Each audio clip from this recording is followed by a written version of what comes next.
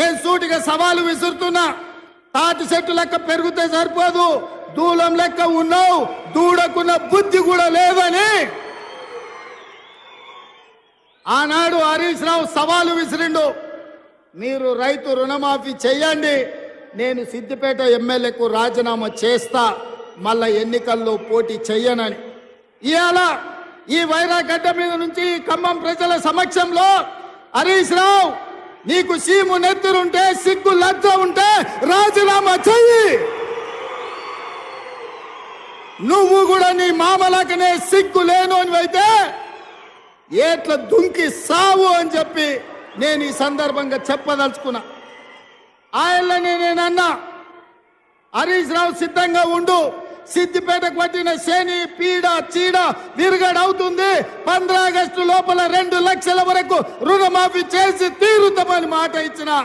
ఇవాళ 15 ఆగస్టు నాడు మళ్ళీ అదే ఖమ్మం గడ్డ మీద నుంచి ఇవాళ సవాలు విసురుతున్న హరీష్ రావు, నీలో చీము నెత్తురుంటే నీకు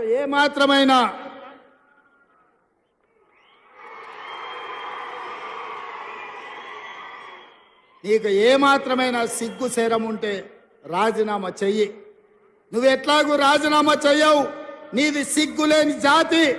అందుకే ఇవాళ నువ్వు రాజీనామా చేయకపోతే అమరవీరుల స్తూపం దగ్గరకు వచ్చే ముక్కు నేలకు రాజు కాంగ్రెస్ పార్టీ మీద సవాలు విసిరినందుకు తెలంగాణ రైతాంగం క్షమించండి.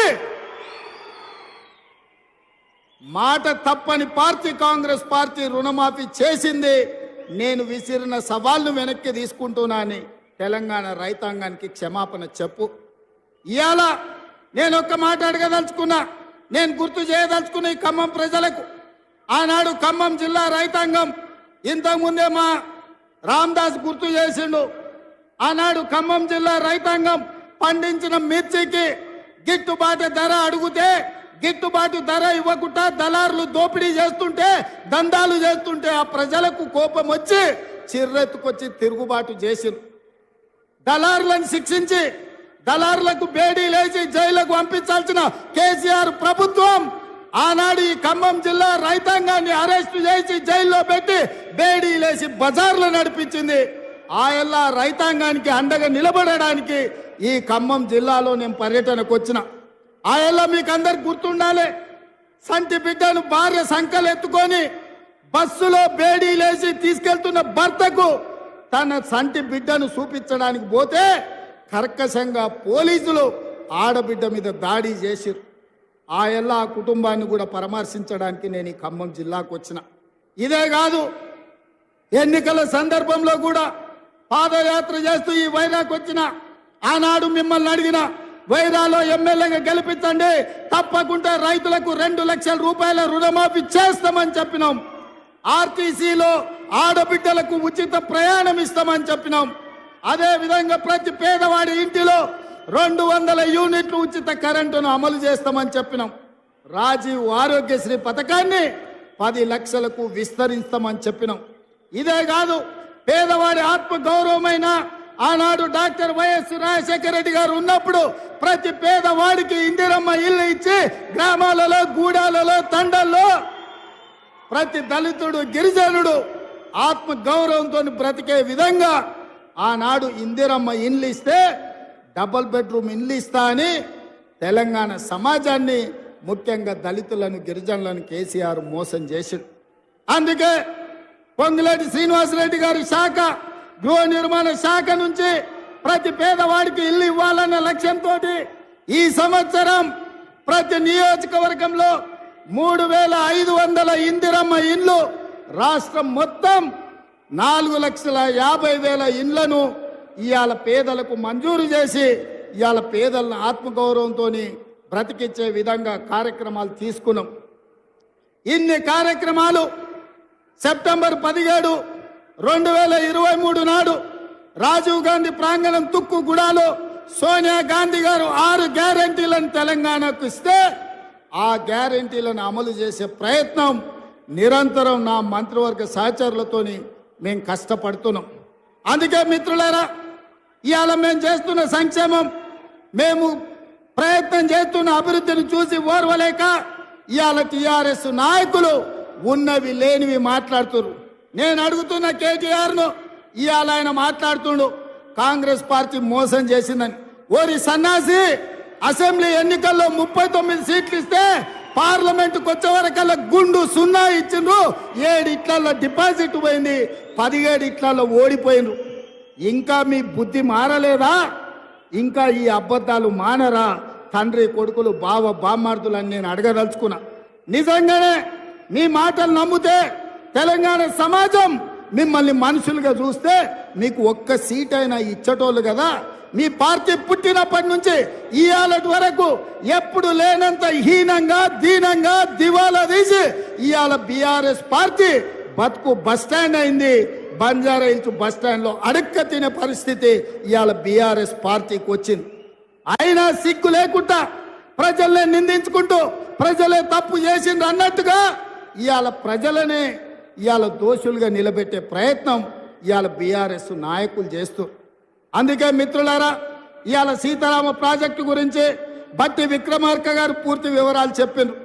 పోయినసారి ఇదే జిల్లాకు మనం పర్యటనకు వచ్చినప్పుడు సాగునీటి ప్రాజెక్టుల మీద సమీక్ష చేసి సాగునీటి ప్రాజెక్టుల నిర్మాణంలో అలసత్వాన్ని ప్రశ్నించి ఆనాడు విక్రమార్క గారు, తుమ్మల నాగేశ్వరరావు గారు, పొంగులేటి శ్రీనివాసరెడ్డి గారు ఇచ్చిన ప్రతిపాదన ఇవాళ 3 పంపులు శ్రీరామసాగర్ పొంగింది.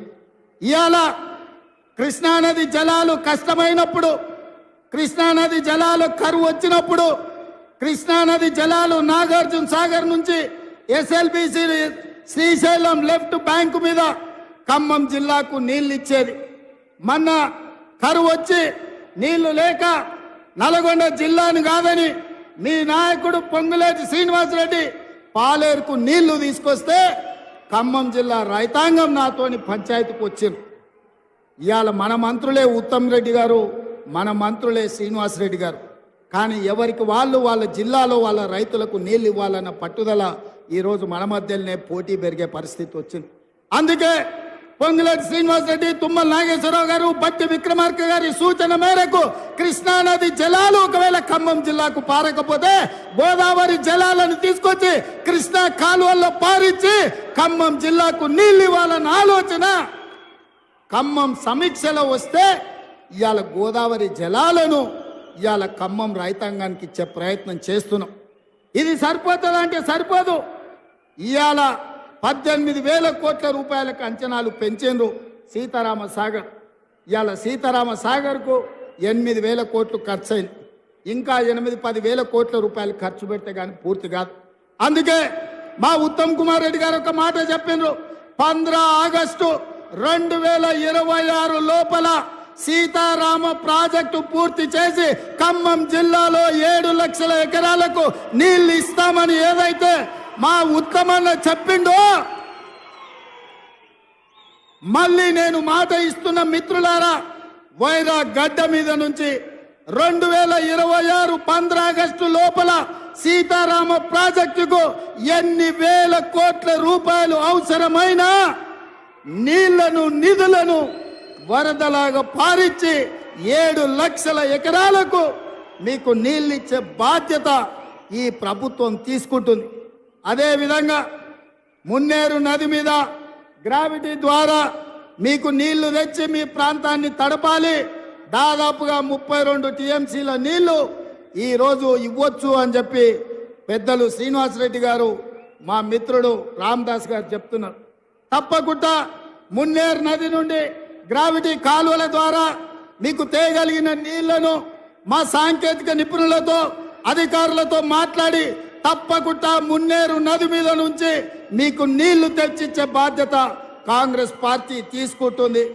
అదేవిధంగా పక్కనే ఉన్న డోర్నకల్ పొంగులేటి శ్రీనివాసరెడ్డి గారు ఖమ్మం జిల్లా అయినా వారు వరంగల్ ఇన్ఛార్జ్. అందుకే సీతారామ సాగర్ మీద కెనాళ్లు కట్టిండ్రు కానీ రిజర్వాయర్లు కట్టలేదు. కురివి వీరభద్రుడి సాక్షిగా డోర్నకల్ ప్రాంతానికి 15 టీఎంసీల రిజర్వాయర్ కడితే ఆ ప్రాంతానికి కూడా నీళ్లు వస్తాయని వారు సూచన చెప్పి చేస్తున్నారు.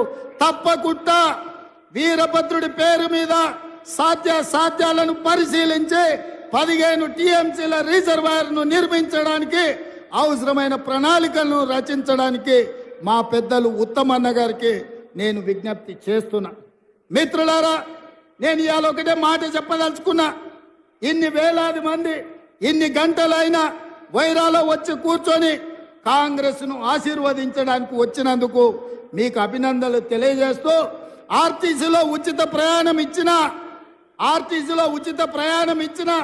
రాజీవ్ ఆరోగ్యశ్రీ అమలు చేసిన, ప్రతి పేదవాడి ఇంటికి 200 యూనిట్లు ఉచిత కరెంట్ ఇచ్చిన, ప్రతి పేదవాడికి ఇందిరమ్మ ఇల్లు ఇచ్చిన, ఈనాడు రైతు రుణమాఫీ 31,000 కోట్ల రూపాయలు చేసిన, ఇవన్నీ సోనియా గాంధీ గారు ఇచ్చిన గ్యారంటీలు. ఈ గ్యారంటీలను అమలు చేసే బాధ్యత నాది. ఇవాళ 8 నెలల్లో ఇన్ని గ్యారంటీలను అమలు చేస్తూ ప్రభుత్వ ఉద్యోగులకు ప్రతి నెల 1వ తారీఖు నాడే జీతాలు ఇస్తూ నిరుద్యోగ సమస్యను పరిష్కరించడానికి ప్రభుత్వంలో ఉన్న ఖాళీలను 30,000 ప్రభుత్వ ఉద్యోగాలు 90 రోజుల్లో నిరుద్యోగులకు ఇచ్చి నిరుద్యోగ యువకులని ఆదుకున్న గ్రూప్ 1, గ్రూప్ 2, గ్రూప్ 3తో పాటు డిఎస్సిలో 11,000 ఉద్యోగాలు ఇచ్చి సంవత్సరం తిరిగే లోపలనే 65,000 ఉద్యోగాలు ఇవ్వడానికి ఇవాళ కాంగ్రెస్ పార్టీ ప్రణాళికలు చేసింది. సోదరులారా, ఇవన్నీ మా గొప్పతనం కాదు, ఈ గొప్పతనం మీది. ఈ ఖమ్మం జిల్లా 2014లో టిఆర్ఎస్ ఒకటే సీట్ ఇచ్చింది, 2018లో ఒకటే సీట్ ఇచ్చింది, 2023లో ఒకటే సీట్ ఇచ్చినా ఆ మిత్రుడు కూడా ఇందిరమ్మ రాజ్యంలో ఉండాలి, ఖమ్మంను అభివృద్ధి చెయ్యాలి అని ఇవాళ మనకే మద్దతు ఇచ్చిండు. ఇవాళ ఖమ్మం జిల్లాలో బీఆర్ఎస్ ఓనికి ఏమున్నదా అంటే గాడిద గుడ్డు ఉన్నది ఇవాళ ఈ ఖమ్మం జిల్లాలో. అయినా సిగ్గు తప్పిన వాళ్ళు మారలేదు, వాళ్ళ మాటలలో మార్పు లేదు. పొద్దున్న లేస్తే కొత్త బిచ్చగాడు పొద్దు గుర్తెరగాడు అన్నట్టుగా అబద్ధాలు చెప్పుకుంటా బామార్దులు తిరుగుతున్నారు. అందుకే మిత్రులారా, కాంగ్రెస్ పార్టీ కార్యకర్తలు, ముఖ్యంగా ఖమ్మం జిల్లా కార్యకర్తలు మీరు అండగా నిలబడండి. బీఆర్ఎస్ను బద్దలు కొట్టి బొందబెట్టే బాధ్యత నాది. మీ సోదరుడిగా, మీ అన్నగా మీకు మాటిస్తున్నా, ఈ తెలంగాణ రాష్ట్రంలో సమూలంగా నేల మట్టంగా పెకిలించి బంగాళాఖాతంలో బీఆర్ఎస్ను ఇసిరేసే బాధ్యత నేను తీసుకుంటా.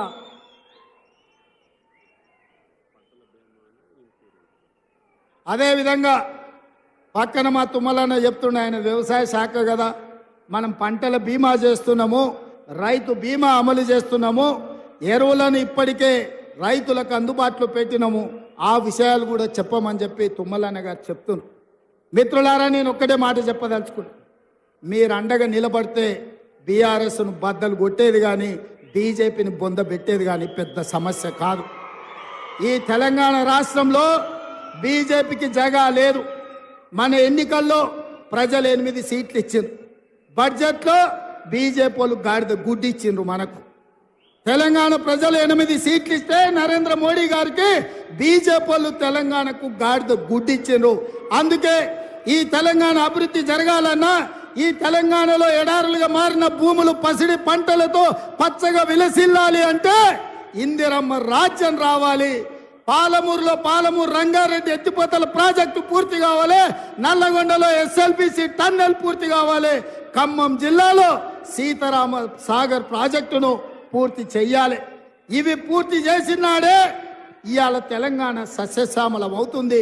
ఈ తెలంగాణ రైతుల కళ్ళల్లో ఆనందం చూస్తాం. అందుకే మిత్రులారా, మీడియా మిత్రులకు కూడా నేను ఒక మాట చెప్పదలుచుకున్నా. హరీష్ రావు గారి సవాల్తో పాటు మా బట్టి విక్రమార్క గారు ఇవాళ ఒక సవాలు విసిరినరు. 100% మా బట్టి గారి సవాల్తో నేను ఏకీభవిస్తున్నా.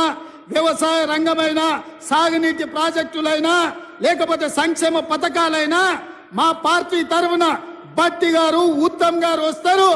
హరీష్, కేసీఆర్ ఎవడెవడు వస్తాడో, లేకపోతే బామార్తులు బిల్లా రంగాలు వస్తారో, ఏ సెంటర్ అయినా, ఏ చౌరస్తైనా, అమరవీరుల స్తూపమైన మే సిద్ధం. మీకు సీము నెత్తురుంటే చర్చకు రండి. 10 ఏళ్ల మీ పాలన, 8 నెలల మా ఇందిరమ్మ పాలన మీద సత్య పెడదాం, సవాలు చేద్దాం, తెలంగాణ సమాజాన్ని న్యాయం చెప్పమని అడుగుదాం. ఒడ్డు పడుకున్నాం కదా అని, టీవీలు పేపర్లు ఉన్నాయి కదా అని నోటికొచ్చిన అబద్ధం చెప్పి ఈ అబద్ధాలని పేపర్లలో రాసి ప్రజల్ని మభ్యపెట్టాలనుకుంటున్నారా? ఇవాళ నిజంగానే హరీష్ రావు నువ్వు చెప్పింది నిజమైతే, కాంగ్రెస్ పార్టీ పేదలకు అన్యాయం చేస్తే నువ్వే సవాలు విసిరినావు కదా, సిద్దిపేట రాజీనామా చేస్తా అని రాజీనామా చెయ్యి.